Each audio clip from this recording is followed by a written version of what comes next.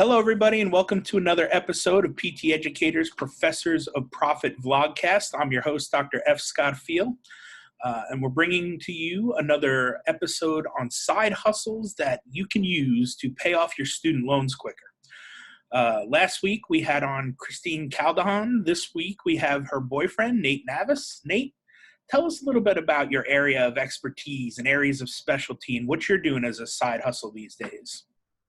Hey guys, my name is Nate Navas, and first off, thank you, F. Scott, for having me on here. So my areas of expertise, it's podcasts, it's editing and producing. It's starting to dive into social media as well and YouTube.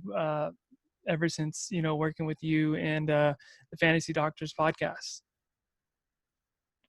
Yeah, I think realistically, you got in at a great time. It was really kind of ground level stuff. Things were just getting started. And to see you blossom and to see the things that you've done with the podcast that you've been involved in, I mean, shoot, you've got so many feathers in your hat already that, it just blows my mind at this age that you're already, so experienced in the podcast world. So tell us a little bit about some of the pros and the cons that are involved with podcast production. And, if a professor or, a clinician were interested in getting started in podcast producing, what are some of the things they need to be aware of? So the first thing you need to be aware of is like the ignition part of it, the beginning part of it. And the reason is because you need to like really hone in on your avatar and who you're trying to target.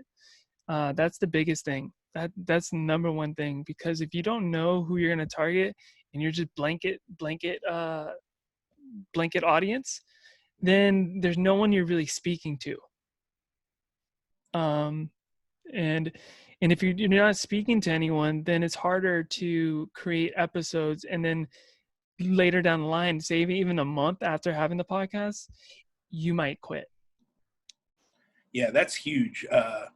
When I think of podcast production, I didn't even think about avatars at first. I actually had to go back and reevaluate what our audience was for our first podcast, the Healthcare Education Transformation Podcast. And we thought at first we were going to be targeting faculty members and experts in academia. And, we kind of came to realize that, one, a lot of the older folks in academia who are on their way out don't listen to podcasts. They don't even know what that is. Mm-hmm. So while we had a lot of them on the show to talk, they were really reaching younger junior faculty and students who were interested in either the topic that was being discussed or possibly becoming professors eventually down the line. So we had to kind of revamp the show a little bit and really hone in on our audience and our avatar. So that's a great point. And really there's a lot that goes into production, I think, that people don't understand, as far as, things like show notes. Show notes, exactly. Intros and outros, yeah. Right? Certain things get scripted, certain things don't. Yep. And you have to kind of pick and choose when to put your gas, put the foot down on the gas pedal and run with it versus, we'll just freestyle that. That's no big deal, Yeah. Certain things have to be laid out and certain things don't. And nowadays, like we talk about, podcasting can be a labor of love. It's just something that you enjoy doing. You have a message that you want to get out there, and, that's great. But, at some point you may have to start looking into monetizing it as well. Otherwise it just becomes a waste of your time, Yeah. And then speaking on that monetization, what people don't know is like per 1,000. So every 1,000 downloads, I think it's called the MPM.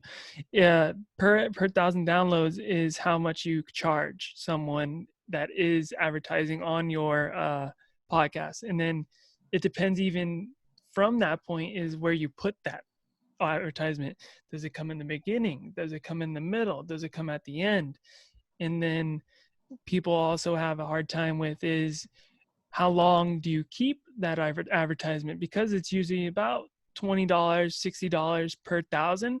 So what you're looking at though is you want to set it up to where, I mean, if you're just starting out, you can keep it longer, like 2 quarters of the year, right?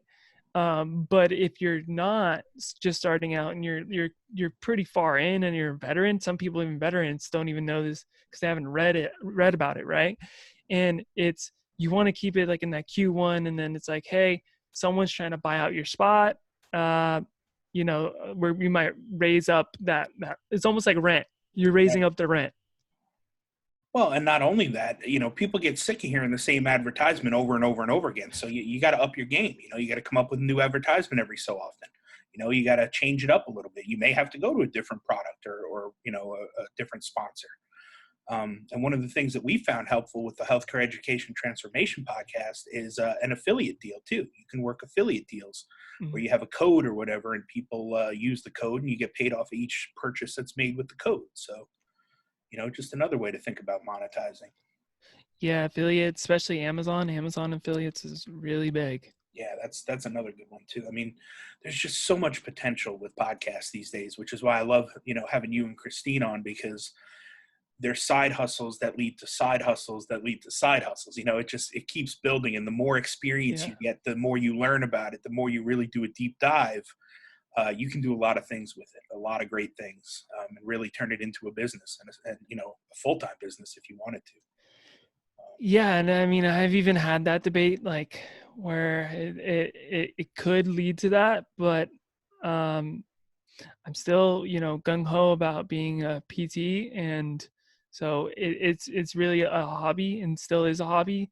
It's a paying hobby, Yeah. nonetheless, and I enjoy every episode that I work on, and I feel appreciative that I'm able to bring to life someone else's voice. Yeah, I mean, you do phenomenal work, and like I said, it's good that you're getting compensated for it, because I mean, it takes a lot of work to get a lot of these produced, and you know, I think that it could remain a hobby even through graduate school, and something that could help pay for your student loans, and maybe you graduate without debt because of this side hustle. And then once you graduate, you shift full time into the podcast world and part time into the PT world, and you live best of both worlds. Who knows? But it is a possibility. So, it's good to have that optionality. It's good to have those options and be able to do whatever you want to do when the time comes. Exactly. And it's like, I won't have to wait tables or something while I'm in grad school. It's something that I'm still passionate about. I will be passionate about even after, and I love it. I love it. I have a deep passion for it. And anyone that's out there and you have questions, you're always feel free to come and ask me anything that you guys have to ask. Like, I'm pretty much an open book. And if I can't find the answer for it, if I don't have the answer myself, I try to go find it.